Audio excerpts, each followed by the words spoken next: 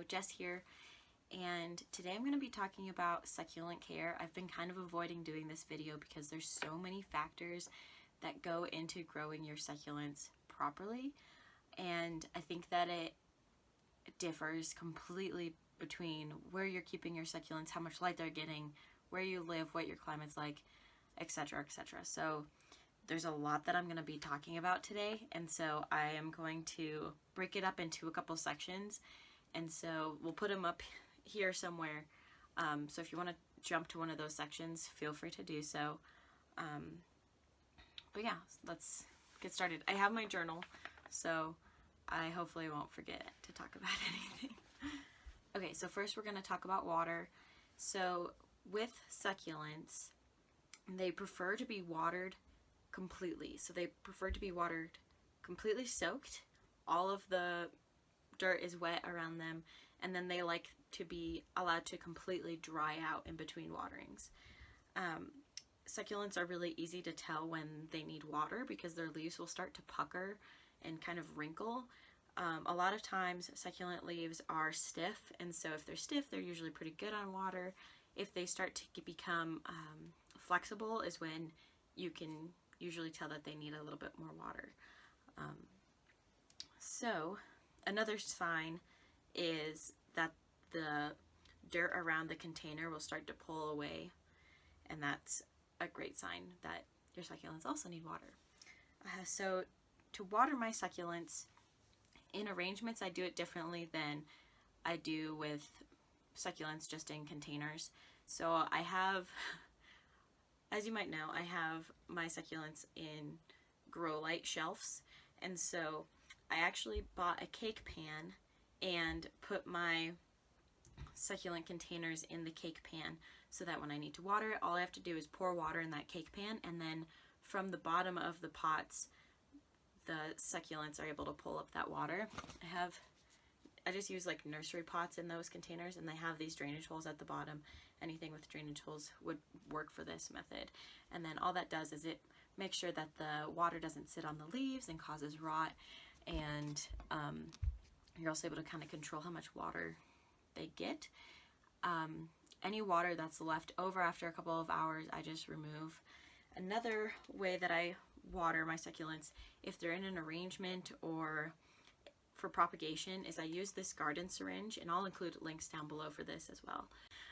This is super helpful for watering those arrangements because you can center it at the particular root ball that you're trying to water. Okay, so planting mediums.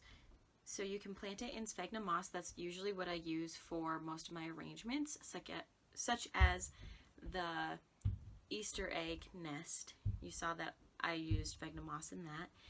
Otherwise, this is what I use regularly to plant my succulents.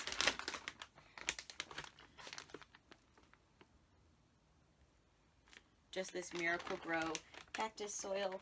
You want whatever you're using to be fast draining. You can use perlite, you can use coconut peat, you can use gravel. I don't think it matters as long as it's really fast draining, because succulents tend to have root rot, and that's one of the fastest ways to kill your succulent, and that's how I killed my first succulents, because I watered them too much. So if you're new with succulents and are trying to be careful about your watering so you don't cause root rot, definitely make sure you're using a drainage pot. Make sure you're using a pot with drainage holes, and you're using a fast draining medium. If you're using potting soil, I would ditch it immediately because potting soil is really thick and will hold a lot of that moisture in and really cause that water to stay around the roots of your succulents, which is great for other plants, but succulents do not like that. Succulents like having a little bit more air. So definitely ditch the potting soil. Okay, so light.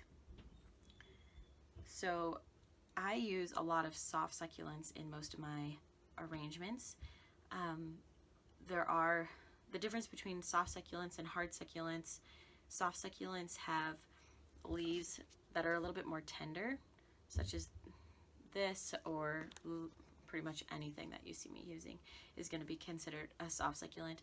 Hard succulents are ones that are hardy in lower zones, and so those include like the hen and chicks or sempervivums, and a couple of sedums is usually what you'll see. Zone 5, and I think they can go to about zone 3 usually, and those are a little bit more hardy, and they usually don't stretch as quickly, and so you don't need to use as much light with them. But for your soft succulents, which is probably what most of you will be using, they are extremely attractive and they come in a ton of varieties. They need bright indirect sunlight. So in the garden, if you're keeping them outside, putting them in a bright indirect area or something that gets a lot of morning sun would be the best. If you put them in a spot that gets a lot of afternoon sun, most likely they're going to get sunburnt and the leaves are going to get wrinkly and die.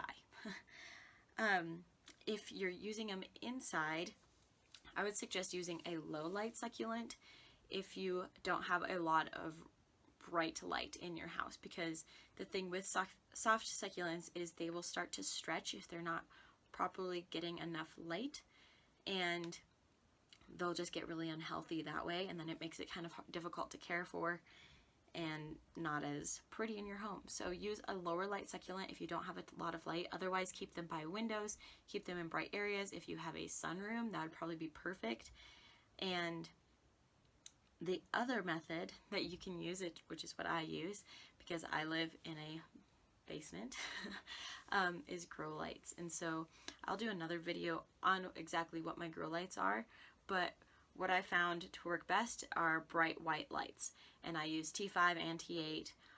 I keep them on for about 14 hours a day, and so I love my grow lights and they work amazing. And the best thing about grow lights is they keep your succulents compact and they keep them healthy, and they give them enough light that they need without actually burning your succulent like the sun would. Succulents attract mealybugs pretty easily, and so in order to avoid mealybugs, you have to make sure that you're removing the dead leaves pretty frequently in order to make sure that they're not hiding from you. This is also just a great way to check to make sure you have clean plants without any mealybugs, and if you do see a mealybug, you'll be able to treat it a lot easier if you're maintaining this process. So what I do with this is I just take a pair of tweezers, and here's a pretty rough succulent that I have not helped in a while. This is an Echeveria subsessilis.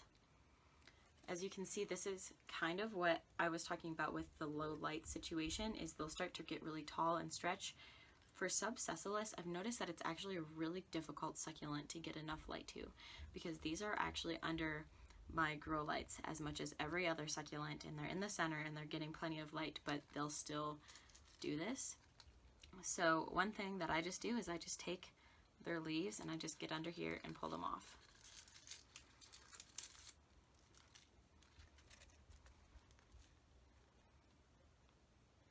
So all those dead leaves, you just want to make sure you're getting off here.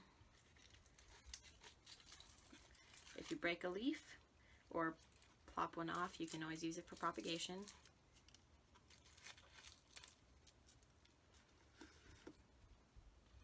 And then any stubborn leaves you can just remove with those tweezers. But you just want to make sure that you don't see any bugs around any of the stems. I think this one is good. I don't see anything. And then I'll remove the rest later. But you will definitely want to make sure that you're removing all those dead leaves. Just because the plant's not using them anymore and they just harvest bugs. So, but there's all the dead leaves from that. Another good thing that you can do for your succulents that I personally like to do, but they make them look a little strange, is if you're just growing them to grow them, not using them in an arrangement or anything, so you don't really care about how they look in the pot at that moment, I like to pull the healthy leaves as well so I can just start propagating. I have a good example here to show you what I did yesterday actually to my succulent. So with this one, he's a really healthy succulent. And I actually don't know the variety of this. It was one I got in a nursery down in Florida. but as you can kind of see, his stem is a little bit taller and bare because I removed a lot of the leaves that were on the stem. And so what that allowed me to do is propagate a lot of healthy leaves from him. So I have, you might have seen a photo on Instagram. I don't know if I'm going to be able to tip this enough, but I have 3 frisbees of leaves that I pulled. If you're interested in our propagation method, go ahead and check out the how to propagate succulents video, and then we have 2 updates already at 1 month and 2 months, and kind of how I maintain that. Oh, and then I wanted to talk about fertilizer really quick. So I actually don't use any fertilizer. The dirt that I use has a lot of nutrients in it. I think what I'm gonna start trying to do is use manure tea. From what I've read, that's usually the best fertilizer for succulents. I've bought the Miracle-Gro succulent and cactus fertilizer, and I personally don't notice any difference. The dirt seems to be enough for the succulents, and the grow lights provide ample lighting, and they all seem to be doing just fine without any fertilizer. But if you do notice that your succulents are becoming stagnant, maybe try the manure tea. I'm going to try to use a little bit of that this summer if I notice that my growing is becoming stagnant. So the next thing I wanted to talk about is your success rate. So when I got succulents for the first time, I think I was given 3 of them as a present, and I don't have a single one of those with me now because I killed them all. I think most of them died from root rot, and I don't think I had enough light for them in the space that I had them in. Also, my container that I had did not have proper drainage.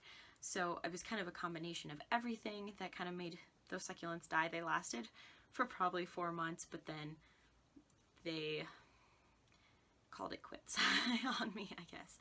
I did try to propagate the top of one of them when I noticed the root rot was happening, but I was a little bit too late, and I wasn't able to get that one watered properly before beheading it, and so it kind of just died on me. So I wanted to let you know that it's a learning process, and you probably won't be successful the very first time you do it. A couple of succulents that I would recommend as first time succulents to have are stuff like hyawarthas, which are plants like this zebra plant here. They're a little bit hardier, they're a little bit more tolerant to sitting water, and I think overall you would have a lot more success with it. You won't be able to propagate from a leaf, but they do produce a lot of baby offsets that you'd be able to propagate from. I really hope that you guys learned something, and I hope this answered a lot of your questions. I'll be doing another video about the grow lights that I have, so make sure you're subscribing to our channel. And if you found this video helpful, it'd be really helpful if you guys went and liked it for me. Also, if you have any other questions that I might not have addressed here, please feel free to answer or ask them below. And if I have a lot of questions, I'll do a question and answer video, and hopefully you guys will all be able to have successful gardens. I think that's kind of the main goal for this channel, is that I want you guys to have a lot of fun with succulents, because I know that they can kind of be a pain in the butt, but I also love growing them, and I think they're gorgeous plants, and I want you guys to be able to have as high of a success rate with them as possible. So thank you for joining. Bye.